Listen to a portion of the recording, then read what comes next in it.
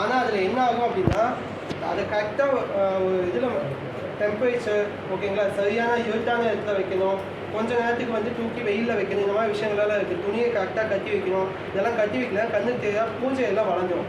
So இதெல்லாம் spoilage தான். So ஃபர்மெண்டேஷனுக்கு ஸ்பாயிலேஜுக்கு வித்தியாசம் இருக்குது. வெளியே சார்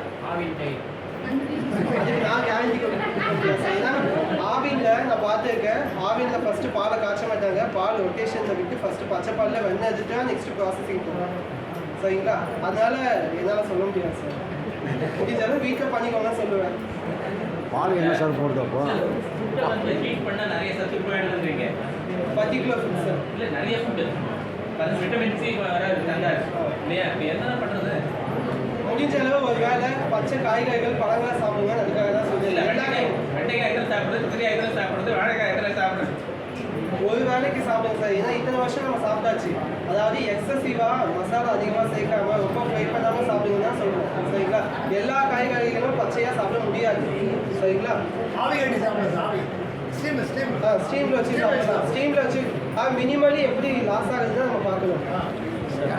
குரூப் ஏதாவது சொன்னீங்க? ஒரு நிமிஷம் சார். மேம் பால் சாப்பிடாம சாப்பிடக்கூடாதுன்னு கேட்குறீங்களா? நீங்கள் வாங்க பால் உண்மையான பாலாக இருந்தால் சாப்பிட்டுக்கோங்க. நான் வந்து ஓகே சொல்கிறேன். நீங்கள் எங்கே வாங்குறீங்கன்னு பார்த்து முடிவு பண்ணிக்கோங்க. உங்களுக்கு இந்த போஸ்டர் எப்படி சார்? காஃபி டீ வலி இல்லை அப்படின்னா ஒரு நாளைக்கு சிட்டர் யூஸ் பண்ணுங்க, ஒரு நாளைக்கு கொய்யா இலை யூஸ் பண்ணுங்க, ஒரு நாளைக்கு இந்த மாதிரி இயற்கையாக இருக்கக்கூடிய பொருளை வச்சு ஒரு நாளைக்கு மல்லி யூஸ் பண்ணுங்க. ஓகேங்களா, அந்த மாதிரி சீசன் இருந்தால் சங்கு யூஸ் பண்ணுங்க.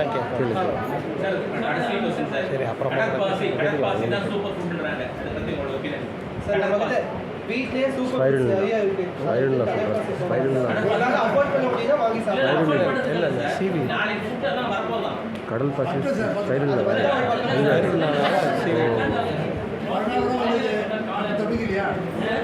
மறுநாள் தான் வந்தது.